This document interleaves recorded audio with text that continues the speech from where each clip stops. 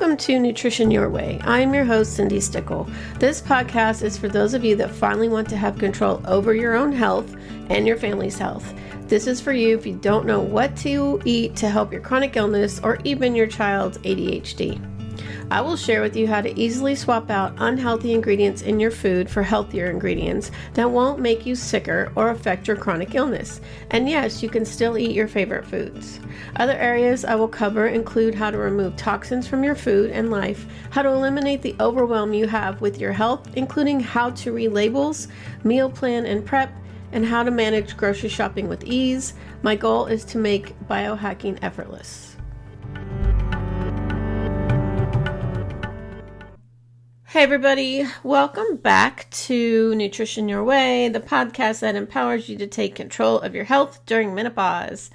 I'm your host, Cindi, a menopause empowerment and nutrition coach specializing in flexible nutrition. We're continuing our special 5-part series on how I cracked the code on my menopause weight loss. In our previous episodes, we've explored what is flexible nutrition and hormone balancing, supporting our bodies as estrogen decreases. Today, we're going to tackle the third piece of the puzzle, stress management.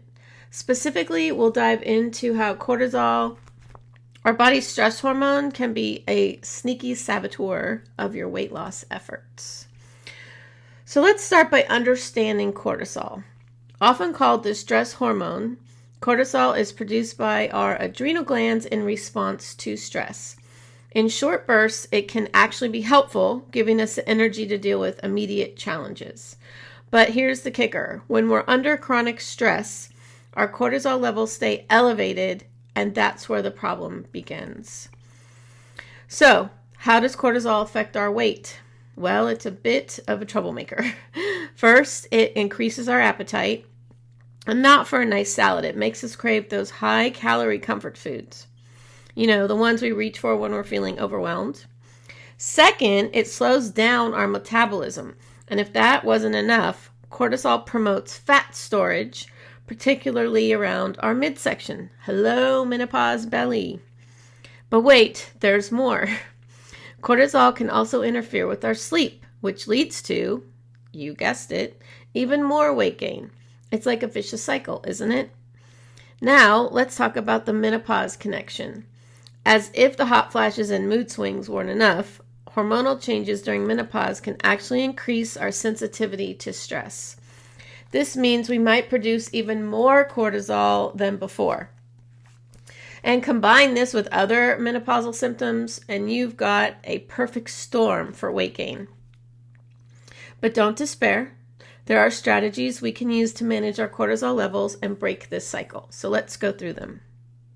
First up is mindfulness and meditation. I know, you're probably thinking, I don't have time for that, but even 5 to 10 minutes a day can make a difference. Try apps like Headspace or Calm to get started, and it makes it really easy. I use Calm, and I listen to like a 10-minute meditation every day, and I also use some of their other features. They have a breathing part in there where I use it when I am calming, taking my blood pressure and just trying to just refocus, and I can focus on my breathing. So after mindfulness and meditation, let's talk about regular exercise.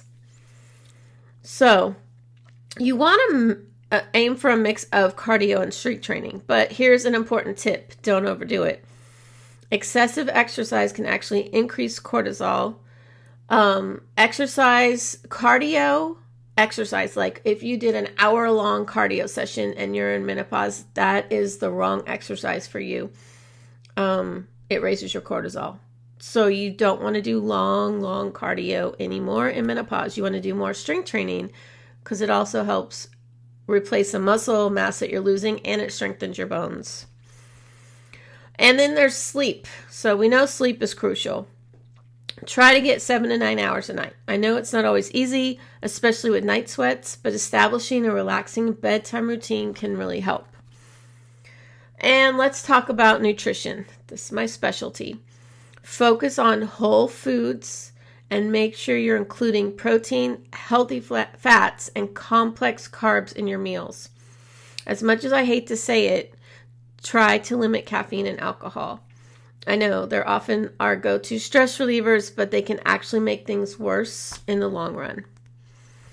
So balanced eating can help you stabilize your blood sugar, which in turn can help manage stress-related cravings.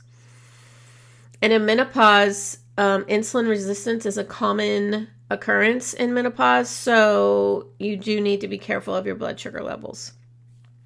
So some food that can actually help reduce cortisol levels, you want to eat that. They would include foods rich in vitamin C, omega-3 fatty acids, and magnesium. So while it's tempting to reach for our comfort foods when we're stressed, try to be mindful of this habit. Remember, it's okay to enjoy these foods occasionally. That's part of our flexible nutrition approach, but they shouldn't be your primary stress management tool. So limiting caffeine and alcohol, as they can interfere with your sleep and potentially increase feelings of anxiety, that's super important. Remember that we'll dive deeper into nutrition in another episode of this series, but for now, we're going to focus on creating a balanced plate and being mindful of stress-related eating habits.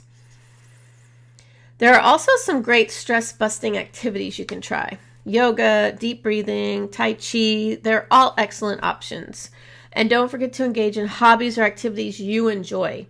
Having fun is a great stress buster, and doing what you love is more important than going, oh, I got to go do yoga. No, if you don't like yoga and you want to do something else, do what you love, because that is what's going to lower your stress. And lastly, don't underestimate the power of social connections. Spend time with supportive friends and family. And when I say supportive, I mean supportive. Okay, you need to be around people that are not going to cause more stress, raise your cortisol level, raise your blood pressure, and keep the vicious cycle going. Okay, you might even consider joining a support group for women in menopause. Okay, sometimes just knowing you're not alone can make a huge difference. Like, I have a Facebook group that's for women in menopause. So now I want to emphasize something really important. Remember, stress management isn't about perfection. It's about finding what works for you and being consistent. Small changes can lead to big results over time. And this is what I love about the flexible approach that I use with my program, Nutrition Your Way. It's not about following a rigid plan that doesn't fit into your life. It's about experimenting, finding what helps you feel most balanced and empowered, and making it a sustainable part of your lifestyle. So, there you have it. This was a short one today. So managing stress and cortisol levels can be a game changer in your weight loss journey, especially during menopause. By incorporating these strategies into your daily life, you're not just fighting weight gain, you're improving your overall health and well-being. Remember, your menopause journey is unique, and you have the power to make it amazing. So until next time, again, this is another series, so next week's going to be another juicy episode. So remember to be kind to yourself and take it one day at a time, because you've got this. And I will be in your headphones next week. And as always, don't forget to subscribe so you can be notified when new episodes are released. And if you like what you hear, I would love for you to leave a review.